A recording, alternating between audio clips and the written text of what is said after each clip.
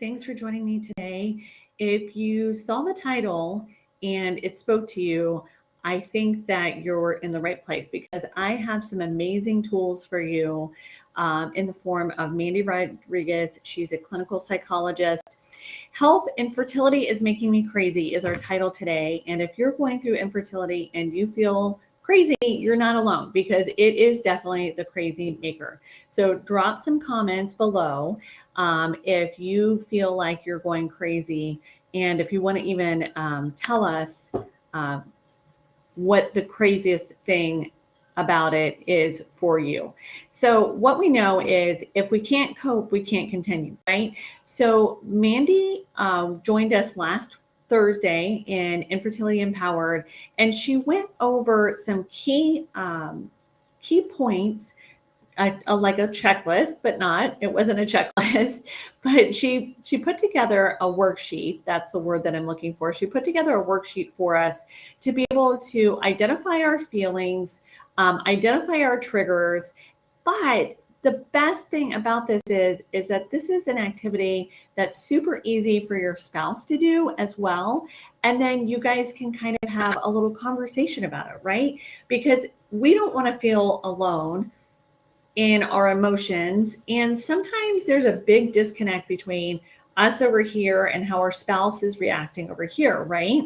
So we want to come together and we want to understand each other so that we can continue with the process. Time and time again, I see people making comments like, I have whatever their threshold is. Sometimes for people, it's 6 months. Sometimes it's 6 years.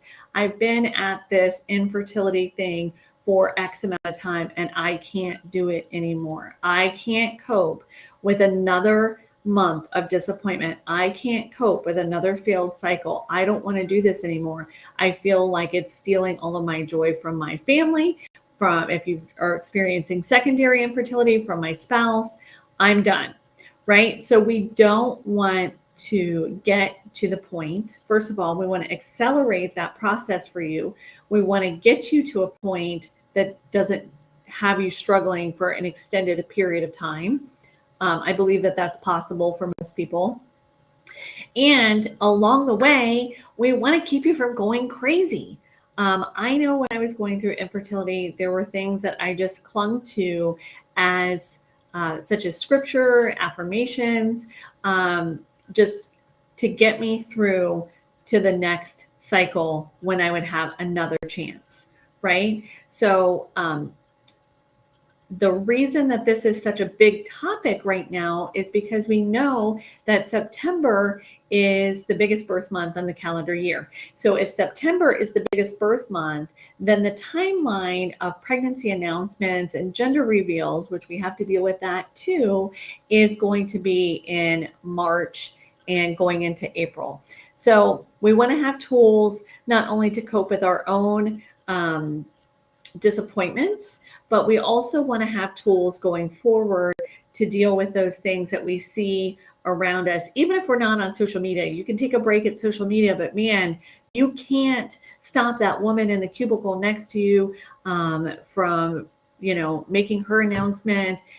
Social media is abstaining from social media is not always the answer. It can be an answer, but it's not always an answer to moving past or getting all of those announcements, gender reveals, and things out of your system.